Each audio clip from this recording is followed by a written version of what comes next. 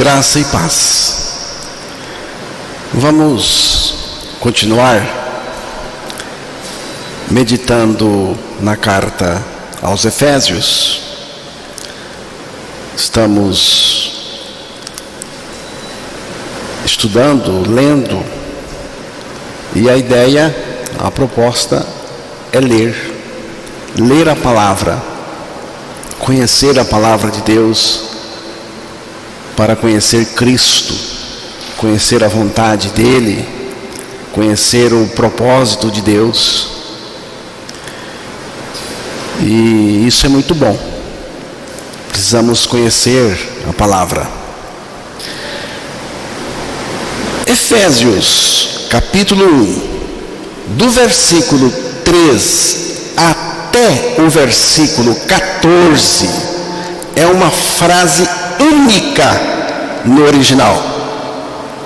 Não há ponto, no máximo um ponto e vírgula. É uma frase só, uma longa frase, mas muito bem construída pelo apóstolo Paulo. E ele, o Paulo, divide a obra da redenção de acordo com a Trindade. Do versículo 3 ao 6, ele fala da obra do Pai. Do versículo 6, parte B, ao versículo 12, ele fala da obra do Filho. Do versículo 13 ao versículo 14, ele fala da obra do Espírito Santo. E no final de cada uma dessas partes, ele termina louvando a Deus. Ele termina com uma adoração. É como que ele fosse falando e a coisa fosse ficando tão grandiosa que ele vaza em louvor. Ele começa a louvar a Deus. E é assim mesmo, irmãos. Às vezes, a pessoa está meditando, pensando na obra de Cristo, na pessoa de Cristo. De repente, ela para e começa a louvar, porque é muito grande. Aleluia! Louvado seja o Senhor. Então, do versículo 3 ao versículo 14, é uma frase única. Mas, mesmo assim, vamos pensar alguns aspectos até o versículo 6. Porque é muita coisa. É muita coisa. Tem muita informação. Então é melhor a gente analisar hoje até o versículo 6. Depois a gente continua. Então vamos ouvir o versículo 3. Bendito o Deus e Pai de nosso Senhor Jesus Cristo, que nos tem abençoado com toda sorte de bênção espiritual nas regiões celestiais em Cristo. O apóstolo Paulo começa com uma expressão de louvor. Bendito seja o Deus e Pai de nosso Senhor Jesus Cristo. Bendito. A palavra grega para bendito tem o significado de falar bem de alguém. E no contexto que estamos estudando, significa agradecimento, louvor a Deus. Só Deus é bendito porque Ele é a fonte de todas as bênçãos com as quais Ele nos abençoou. Diz aí que nos abençoou com todas as bênçãos espirituais nas regiões celestiais em Cristo. É importante notar, irmãos, que a ação ocorreu no pretérito passado. É uma coisa que já aconteceu. O significado não é de algo que Deus fará no futuro, mas são realidades para os salvos hoje. Significa também que não é por causa dos nossos merecimentos, mas por causa da graça de Deus em Cristo. Deus nos abençoou não com algumas bênçãos, mas com todas as bênçãos espirituais em Cristo. É importante notar uma coisa aqui. São bênçãos espirituais em Cristo. Eu sei que Deus nos abençoa com bênçãos materiais, mas na salvação começamos com bênçãos espirituais e não materiais. A ênfase da palavra são as bênçãos espirituais. Não está escrito que Deus nos abençoou com toda sorte de bênção material nas regiões terrenas. Não é assim. Deus nos abençoou com todas as bênçãos espirituais nas regiões celestiais em Cristo. Agora há pouco nós cantamos aqui um cântico que fala de regiões celestiais.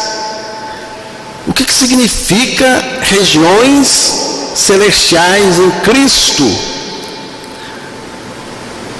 Não significa um lugar no céu. Não é isso. Regiões celestiais em Cristo é uma expressão que significa o mundo espiritual, o mundo invisível da realidade e atividade espiritual. A expressão regiões celestiais em Cristo, no contexto da carta aos Efésios, significa mundo espiritual, invisível. E é nessa esfera que os crentes em Cristo são abençoados. Nós não vemos isto, mas cremos. Essa expressão regiões celestiais ocorre mais 4 vezes na carta, mostrando a mesma realidade espiritual. Não é só aqui. A expressão regiões celestiais ocorre outras vezes na carta aos Efésios, mostrando a mesma coisa, realidade espiritual. Satanás também está nos lugares celestiais, mas não em Cristo. Mas não em Cristo. Efésios 6:12.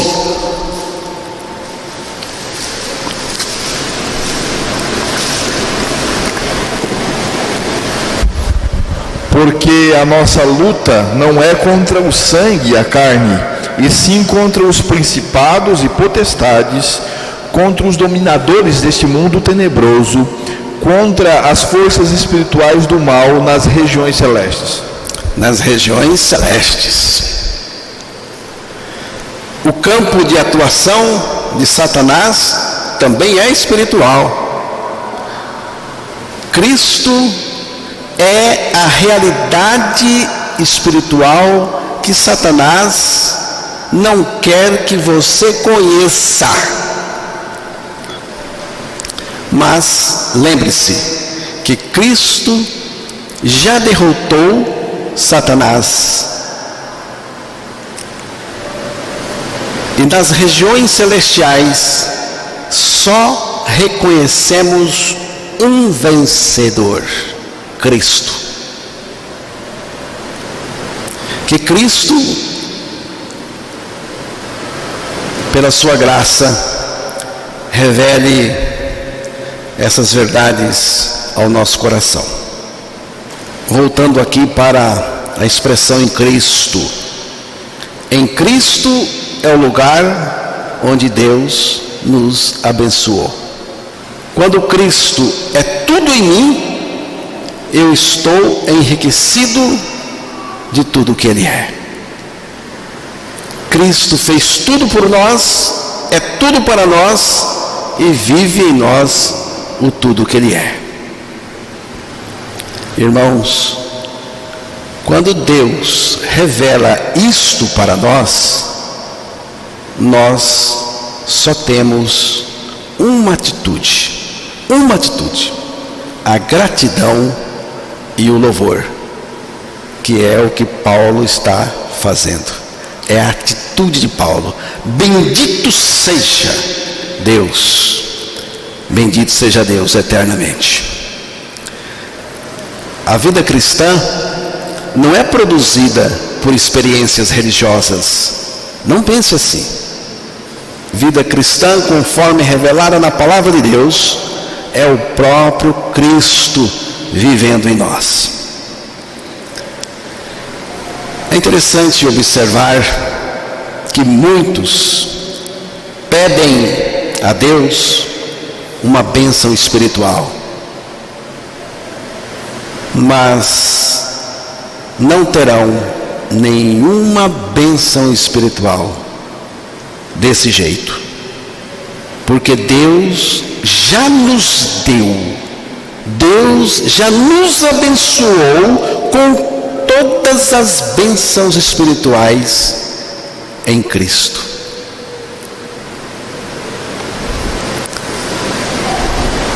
Se você está experimentando Cristo no seu interior, você está experimentando exatamente tudo. Você está experimentando Cristo como o seu tudo no seu interior?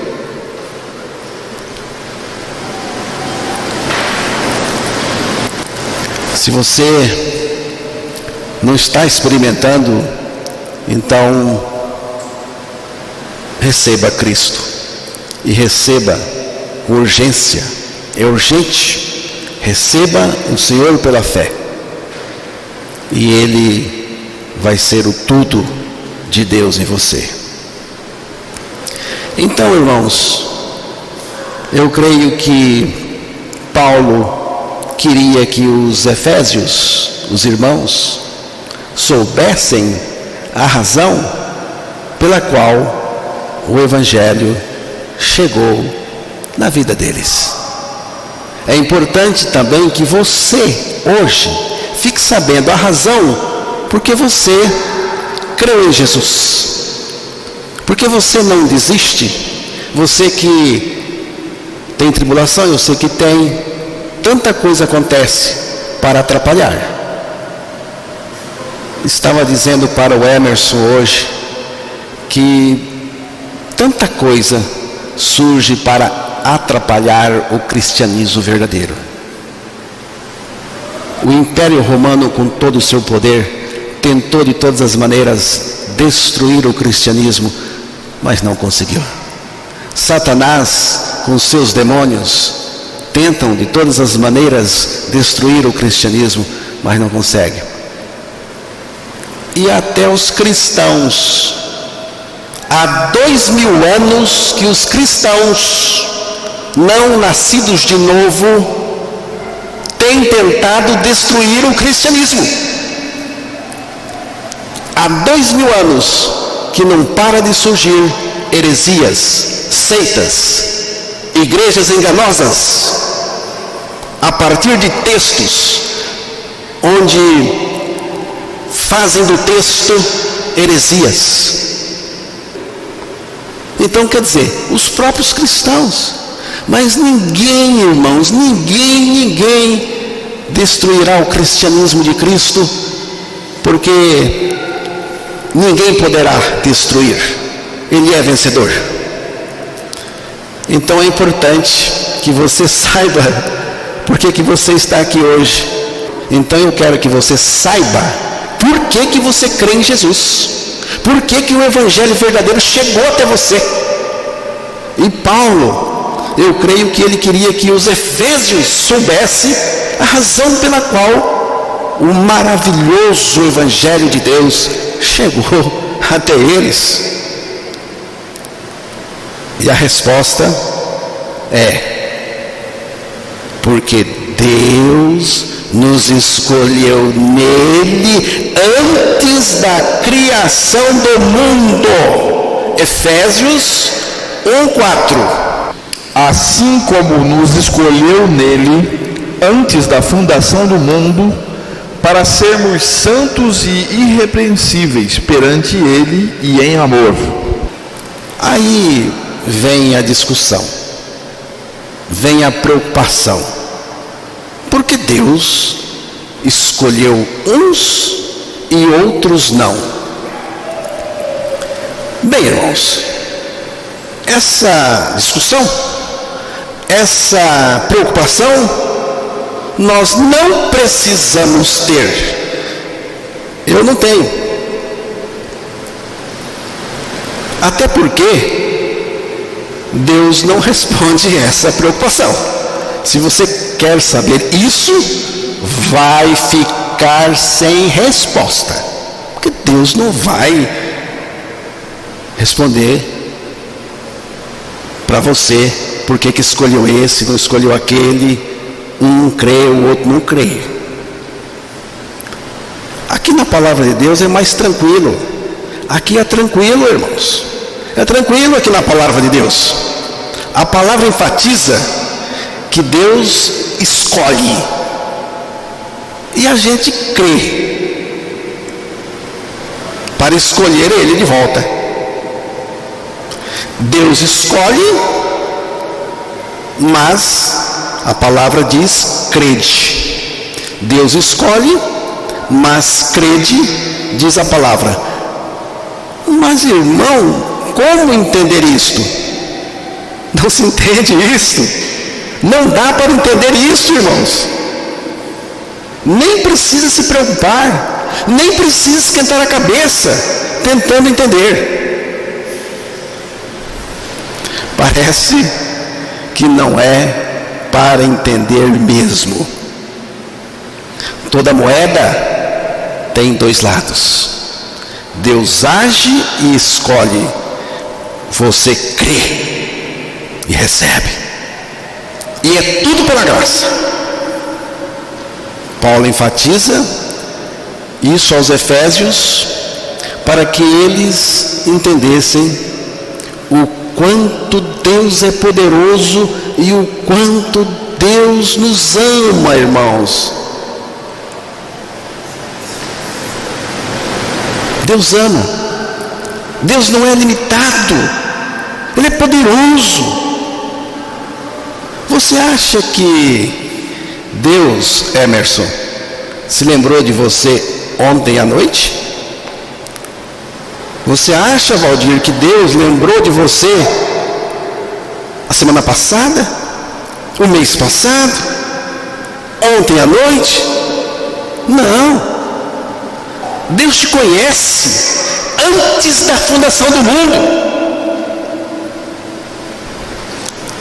Você pensa que Deus colocou você na lista ontem, mês passado, o ano passado? Não. A palavra de Deus enfatiza quando foi. Você só tem que crer. E sabe quando foi? Antes da fundação do mundo. Antes da fundação do mundo. E a escolha de Deus acontece em Cristo. Tudo acontece em Cristo. E a palavra também enfatiza: para que essa escolha de Deus? Ela também diz para que Deus escolheu. Você pode ler novamente o versículo 4, Emerson, que vai dizer por quê. Assim como nos escolheu nele antes da fundação do mundo, para sermos santos e irrepreensíveis perante ele e em amor. Deus nos escolheu nele antes da criação do mundo. Para quê? Está aí. Para sermos santos e irrepreensíveis em sua presença. Foi para isso. Santo. Santo é ser, não é fazer, é ser. Porque para sermos, não é para fazermos para ser. Para sermos santos, irrepreensíveis em sua presença. Está aqui, irmãos, de uma maneira tão singela, singela até demais. Para sermos santos e irrepreensíveis. O que significa para sermos santos e irrepreensíveis? Sabe o que significa? Significa um povo modificado, um povo diferente, um povo separado, um povo que tem o caráter de Cristo, a natureza de Cristo, a natureza de Deus, a vida de Deus, um povo diferente mesmo. Ah, você é diferente. Aí você diz: sou mesmo, sou mesmo.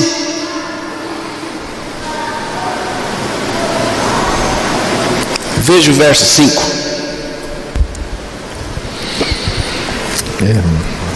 E em amor nos predestinou para ele, para a adoção de filhos, por meio de Jesus Cristo, segundo o beneplácito de sua vontade. Agora eu vou ler aqui na versão que eu anotei, porque é uma versão mais fácil. Tem uma diferença, eu acho que a possibilidade maior da tradução é esta aqui: em amor, porque foi em amor que Deus ama. Em amor nos predestinou para sermos adotados como filhos por meio de Jesus Cristo, conforme o bom propósito da sua vontade. Então, é mais provável que seja em amor nos predestinou, mostrando que Deus nos ama. Em amor nos predestinou. Então Deus nos ama, mostrando que Deus nos ama, além de ser Senhor do tempo e absolutamente soberano. Ele nos ama, é Senhor do tempo e é absolutamente soberano. Não questione a escolha dele.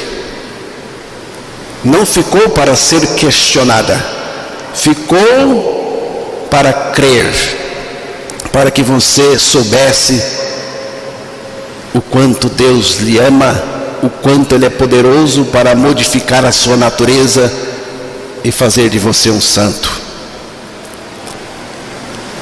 Em amor nos predestinou para sermos adotados como filhos por meio de Jesus Cristo, conforme o bom propósito da sua vontade. Adotados como filhos por meio de Jesus Cristo. Como é isso? É assim, e tudo acontece em Cristo. Primeiro Cristo veio, o amado veio. Depois foi para a cruz. Depois, lá na cruz, nos atraiu a si, nos fez morrer com Ele para o pecado, nos separando do pecado, nos libertando e salvando do pecado. Depois o Pai, o maravilhoso Pai, ressuscitou seu Filho pelo seu Espírito Santo, e nós fomos ressuscitados em Cristo. Agora ganhamos a sua vida, e o próprio Cristo agora vive a vida do Filho de Deus em mim. Agora sou filho de Deus por meio de Cristo e em Cristo. E tudo isto é conforme o bom propósito da sua vontade. Sabe o que significa? Significa o seguinte: é tudo por decisão de Deus. É Deus que decide tudo.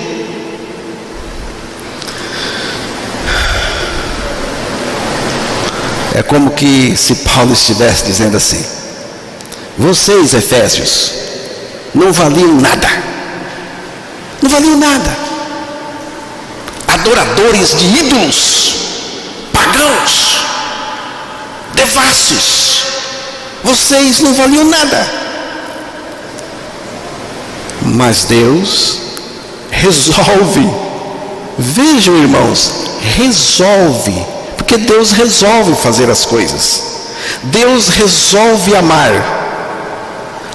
vocês, colocar o nome de vocês na lista. Vocês agora fazem parte do amigo secreto de Deus. Deus colocou o nome dele, colocou o seu nome. E sabe o que mais? Deus tirou o seu nome. Tudo por decisão dele. E para quê? Para quê? É dito que é para o louvor da sua graça. Sua graça em tudo grandiosa. É para o louvor da sua graça. No amado. Tudo é no amado, ou em Cristo. O Pai ama Jesus, e você é amado em Jesus. O Pai ama Jesus, eu sou amado em Jesus, porque é tudo no amado.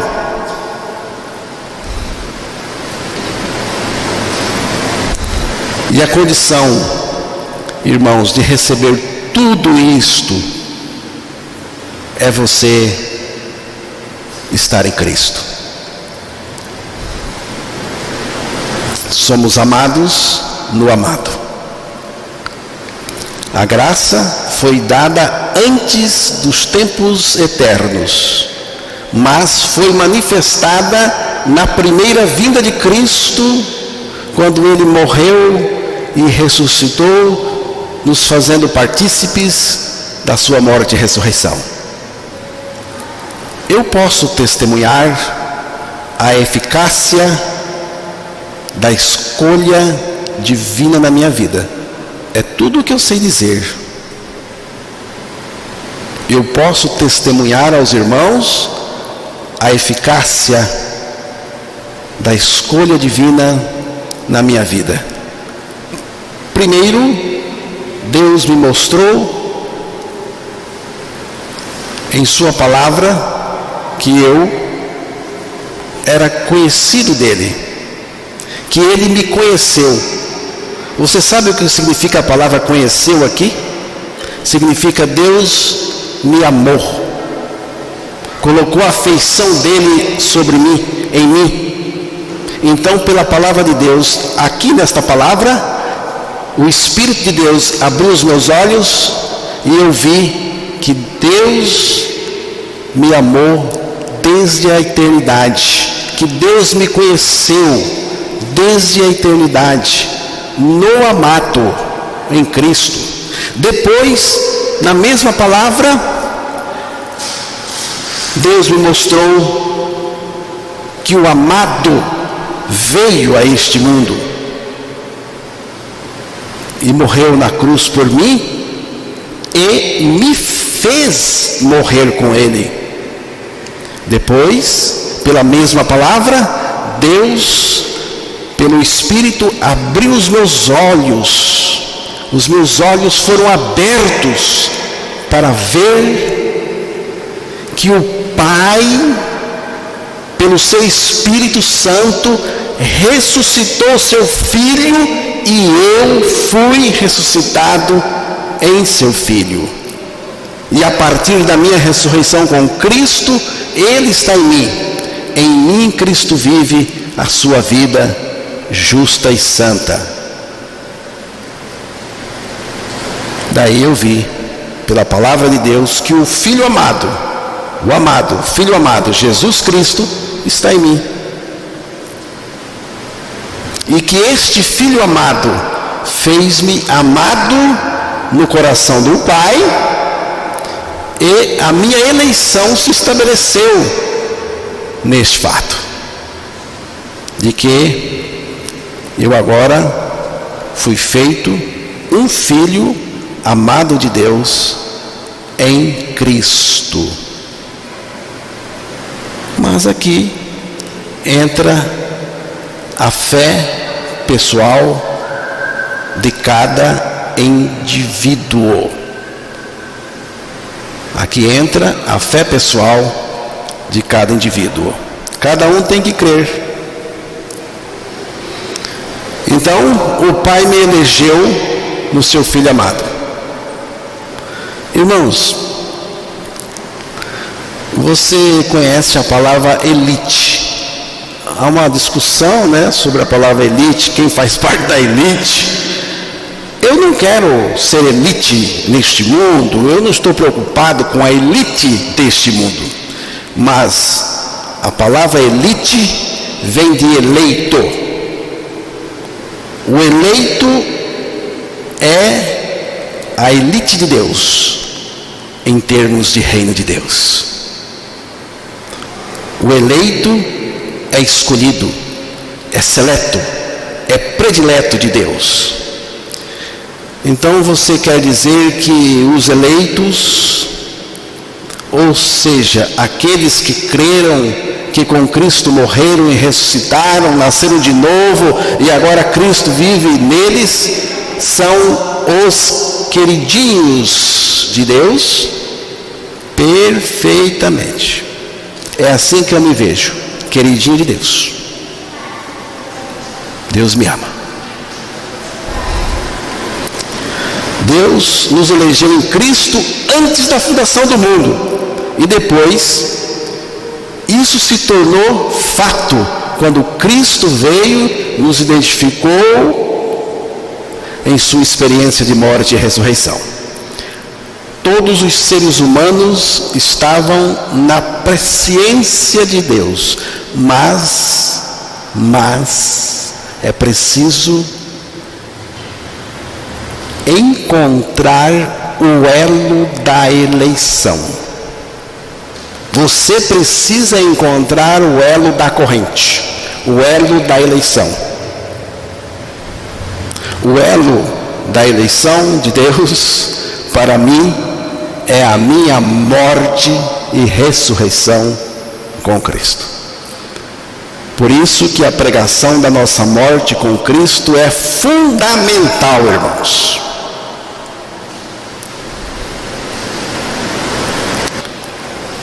Mas tem uma coisa que precisa ficar bem nítida para nós.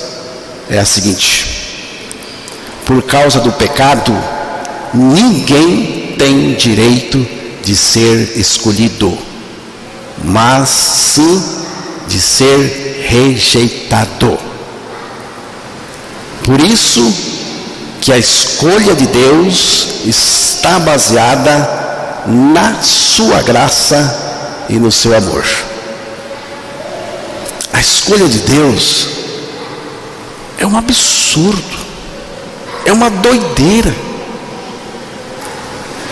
Veja, primeira carta aos Coríntios, capítulo 1, versos 26 ao 28.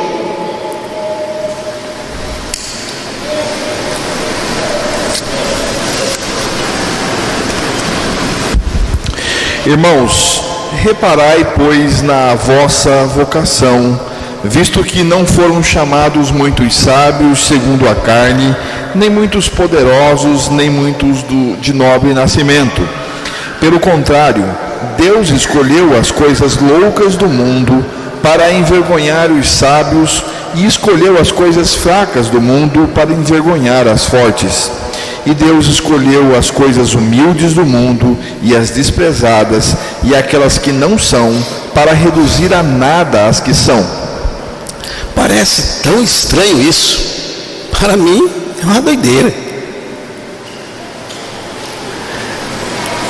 E o texto diz aí: irmãos, reparai na vossa escolha. Está convidando você para reparar. Então vamos reparar. Paulo usou uma série de palavras para mostrar a obra da escolha de Deus. Coisas loucas, coisas insensatas, bobas, bobocas, imbecis, coisas tolas, desprovidas de conhecimento, posição, riqueza e poder. Depois ele diz coisas fracas, insuficiência, ausência total de forças, coisas vis, sem valor, miserável, indigno, desprezível, infame, demérito total. Coisas desprezíveis,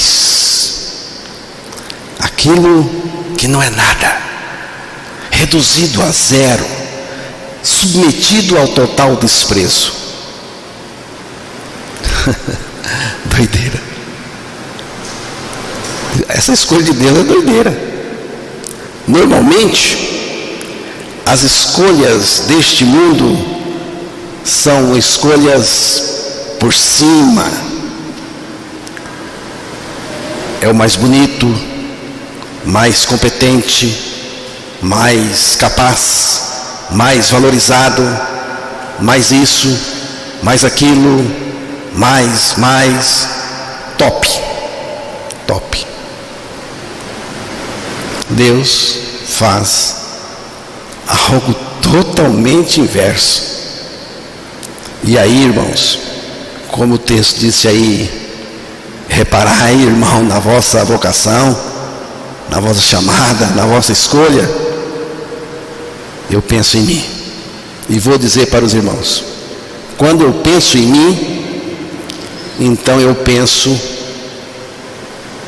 na bondade de Deus, na misericórdia de Deus, porque eu me vejo do jeito que foi dito aí. Eu me vejo assim, tão limitado, tão insuficiente, tão apoucado, que a única coisa que eu tenho é que Deus foi que bateu assim, escolheu esse. Deus olhou para mim e me escolheu, sem que eu não tivesse nenhuma condições, e nem tenho. Eu sou isso que eu falei para os irmãos.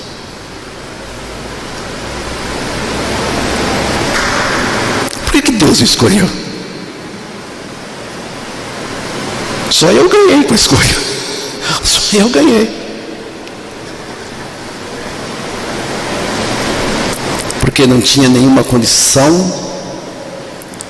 Porque não tinha nenhuma condição. Porque Deus quis. Deus quis, eu quero e pronto. Porque Deus ama. E como disse, no meu caso, só eu ganhei.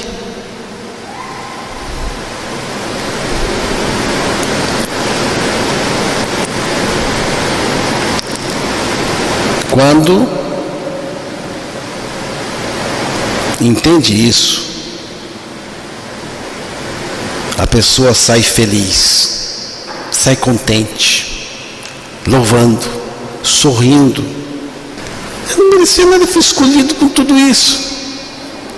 Aí é o momento em que a pessoa vaza em adoração. Aí é o momento em que a pessoa vaza em gratidão, vaza em louvor e vaza em adoração. E adoração é a expressão mais profunda do ser humano diante de Deus. Diante de Deus.